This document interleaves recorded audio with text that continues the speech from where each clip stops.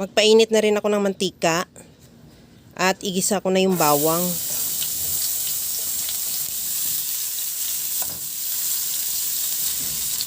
Ilagay ko na rin yung sibuyas.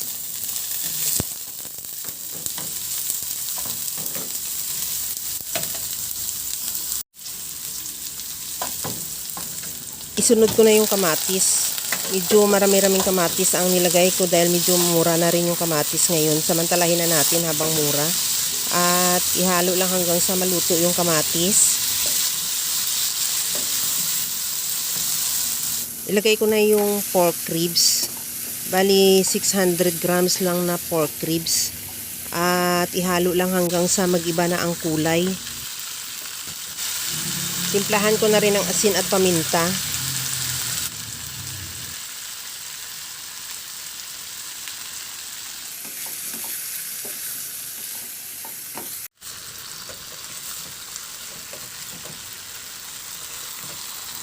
Takpan ko muna para lang din maglabas yung katas ng kamatis at ng pork ribs. Okay na tong ating kamatis at pork ribs. Maglagay na ako ng tubig.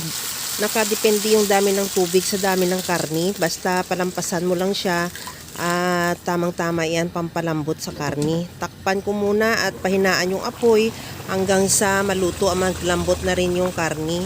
Pagkalambot ng karne, maglagay na ako ng siling green at sitaw. Isunod ko na rin yung pitsay. Takpan ko ulit muna yan para lang ma-half cook lang din yung gulay.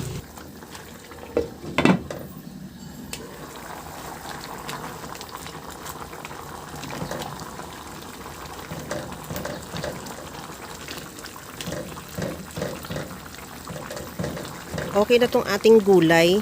Tikman ko muna kung okay na yung timpla niya. Maglagay ako ng patis at isunod ko na rin ilagay yung calamansi juice. Naglagay ako ng calamansi juice para yun na rin ang pinaka-preservative natin para hindi agad mapanis.